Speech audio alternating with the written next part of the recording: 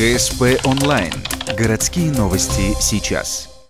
Пятница – крупнейший торговый центр в городе. Ухтинское общество инвалидов инспектирует доступность для маломобильных людей, расположенного внутри кинотеатра. В роли помощников бессменные девушки Наталья и Марина. Они проделывают путь от входа до фойе кинотеатра. У стойки администраторы объясняют, специальные места для инвалидных кресел есть лишь в одном, первом зале. Здесь зарезервированы 6 мест, чтобы поставить коляску. Заехать человек может самостоятельно. Если не получится, поможем, добавляют администрация кинотеатра.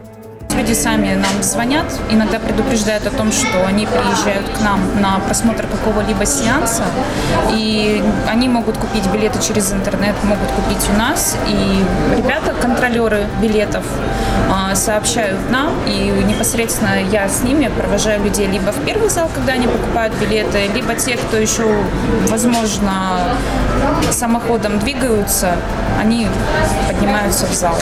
Санузел для маломобильных людей доступен, пандус при подъезде к кинотеатру есть. Он пологий, правда, без поручней. Главный минус, обнаруженный на месте, это отсутствие в приложении кинотеатра и на сайте информации о том, что для колясок доступен лишь один зал под номером 1. Он премьерный, самый большой из всех, на 276 мест. Однако демонстрируется в нем лишь 70% репертуара. То есть попасть человеку в коляске на совсем уж любой фильм именно сюда не получится. Другой момент. В самом зале неплохо бы продумать маркировку мест для колясок.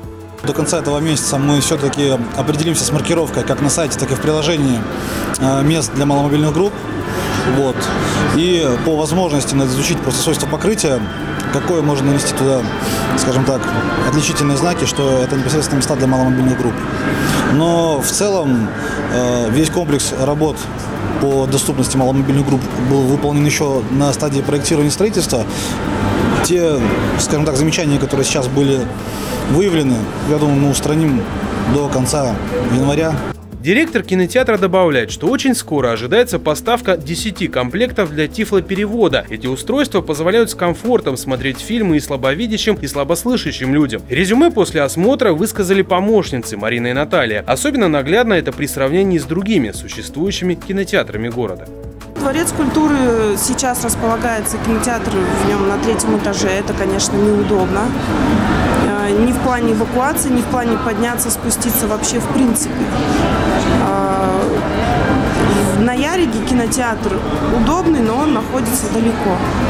И если там удобен зал, расположение зала такое, что можно без проблем самостоятельно зайти и выйти из зала, то санузел там имеет несколько ступенек, 3 или 4. Туда уже не забраться без посторонней помощи. Но там делают скидки на билеты, чего не делают здесь.